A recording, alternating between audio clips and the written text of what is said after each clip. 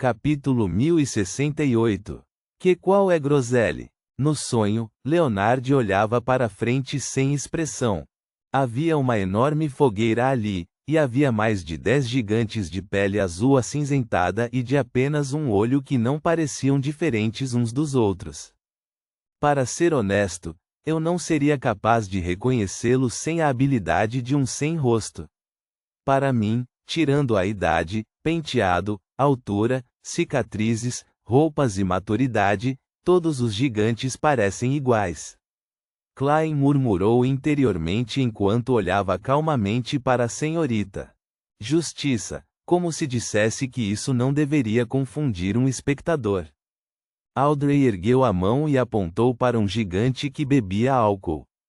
De vez em quando, ele gritava 2 vezes para expressar sua aprovação. Esse é Grosele. Parece que, nas tradições dos gigantes, bater palmas não é sinal de afirmação e elogio. Em vez disso, é um rugido. Quanto mais alto o rugido, maior o nível de elogio. Senhorita, Justiça está agindo como uma erudita popular agora. Felizmente, ele está apenas gritando e não cantando. Caso contrário, o ruído seria pior. É óbvio que os gigantes aqui não são adeptos da modulação de suas vozes. Aquele rugido de antes não tinha nenhum ritmo. Klein assentiu e disse para Audrey: comece a guiá-lo então. Enquanto Audrey avançava, Leonard recuava. Ele ergueu a mão direita e acariciou o queixo.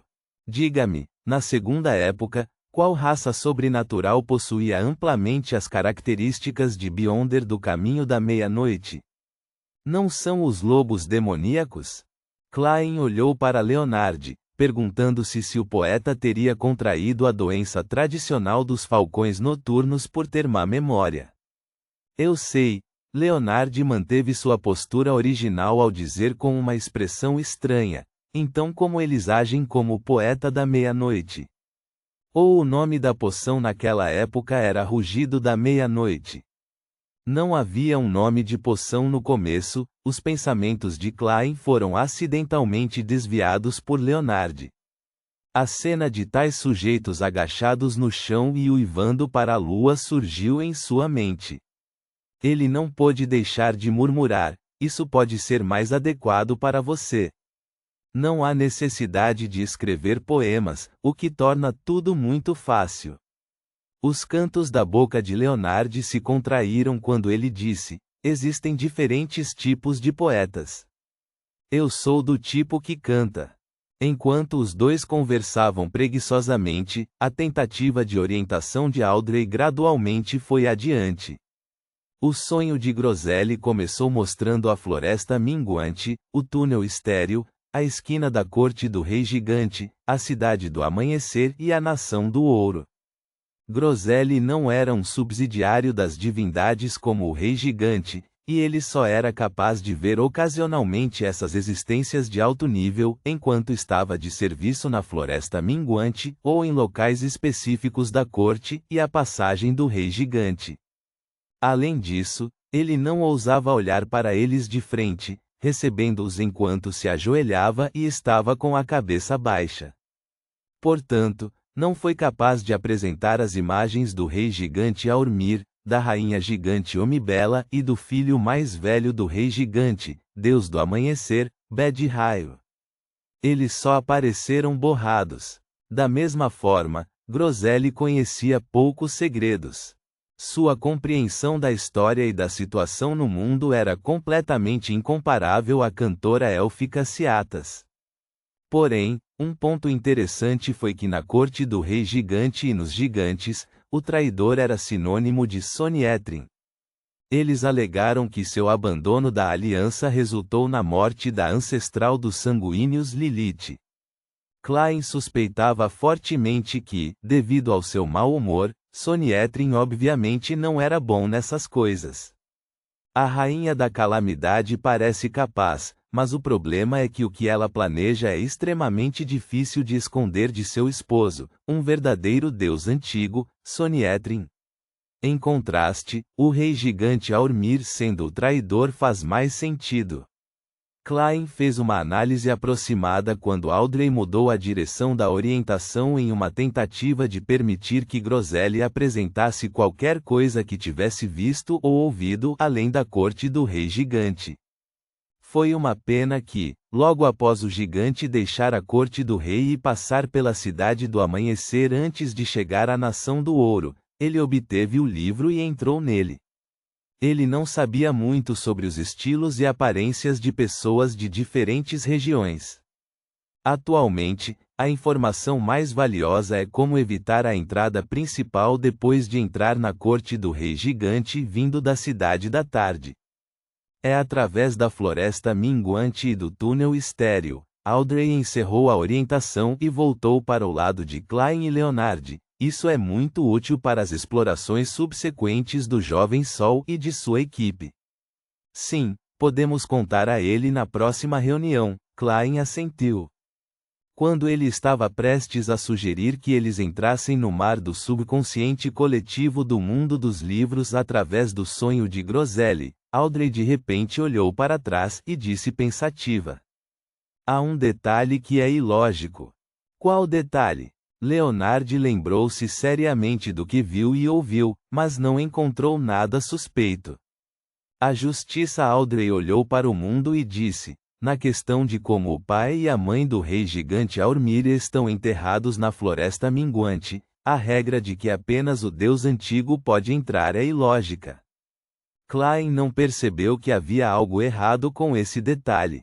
Mas depois que a senhorita Justiça mencionou isso, imediatamente teve algumas ideias. Ele deliberou e disse: o pai e a mãe do rei gigante são equivalentes aos ancestrais dos gigantes. Normalmente falando, eles deveriam ser consagrados por toda a raça. Isso mesmo. Independentemente da raça, eles terão algum nível de adoração para com seu ancestral. Os gigantes não são exceção.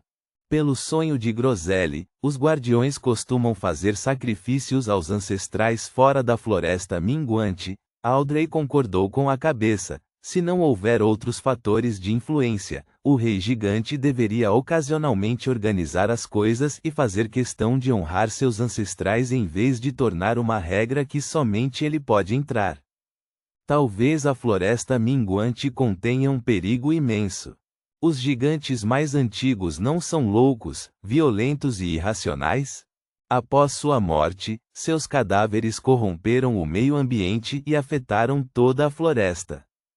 Não é algo que não possa ser compreendido. Leonard deu sua opinião. Audrey e Klein balançaram a cabeça ao mesmo tempo, negando a afirmação. Se for apenas perigo ou corrupção, a rainha gigante Omibela e o deus do amanhecer Bedrail podem claramente resistir a isso. Com a ajuda do rei gigante, quase não há problemas. No entanto, eles também estão proibidos de entrar na floresta minguante, mesmo com o deus antigo ao lado deles. Klein simplesmente explicou seus pensamentos e suposições. Talvez o que está enterrado lá dentro não sejam os pais do rei gigante Aurmir. Pode haver algum outro segredo. É mais provável que seja esse o caso. Audrey assentiu seriamente. Ela usava uma máscara prateada e seus olhos verdes se moveram ligeiramente, revelando vagamente uma pitada de curiosidade. Se for esse o caso, qual seria o segredo que não pode ser conhecido por sua esposa, filho, deuses subsidiários ou membros da mesma raça? Isso é muito interessante. Leonard sorriu enquanto permitia que seus pensamentos vagassem. Depois de outra rodada de discussão, os três aproveitaram o tempo para entrar na corte do rei gigante através do túnel estéril e entrar no local que estava congelado no meio do pôr do sol. De acordo com a experiência de Klein, este era o caminho para as fronteiras do sonho de Groselli. Desta vez, não houve necessidade de ativar a fome rastejante e usar a força de um zumbi para abrir a pesada porta dos aposentos dos guardas gigantes. Audrey influenciou diretamente o sonho e fez a porta se abrir como um pedaço de papel. Devido ao crucifixo do Sem Sombra, Klein não conseguiu usar a luva de pele humana. Do lado de fora da porta havia um mundo nebuloso. Não havia mais a cena da corte do rei gigante à frente deles, mas um penhasco. Após uma breve conversa das diversas situações que poderiam ocorrer no mar do subconsciente coletivo, Audrey fez aparecer uma escada na beira do penhasco. A escada girou, afundando profundamente no mundo mental escuro, nebuloso, silencioso e sem fundo. Os três não demoraram quando desceram. Nesse ambiente solitário que poderia enlouquecer, Audrey usava acalmar algumas vezes toda vez que viajavam uma certa distância. Isso não era apenas para acalmar Klein, Leonard e ela mesma, mas também para acalmar o subconsciente branco acinzentado de Grosselie. Foi para evitar que ele causasse um rebuliço que contaminasse sua projeção astral e corpo do coração e da mente. As inúmeras palmas gigantes apodrecidas que Klein encontrou da última vez não apareceram. Mesmo os sentimentos mais insuportáveis de solidão, silêncio e ser infinito não pareciam tão aterrorizantes graças à possibilidade de falar um com o outro. Este é o mundo da mente. O domínio da consciência é de fato diferente dos outros. Leonard olhou em volta como se quisesse usar alguns poemas para expressar seus sentimentos, mas acabou optando por desistir. Se fosse qualquer outra missão em outro lugar, Klein poderia ter pedido ao seu querido poeta que permanecesse quieto, mas aqui ele sentiu que era bom para ele dizer alguma coisa, qualquer coisa. Audrey não rejeitou a conversa, pois disse seriamente: essa é a essência do ambiente que podemos sentir. As falésias, os precipícios e o mundo nebuloso são um reflexo do nosso subconsciente. Se fosse outra raça, talvez não fosse assim. Agora acho a psicologia bastante interessante, disse Leonard com interesse depois de ouvir isso. Klein olhou para ele e resistiu à vontade de dizer que, com sua personalidade e hábitos, realmente não era adequado para o caminho do espectador.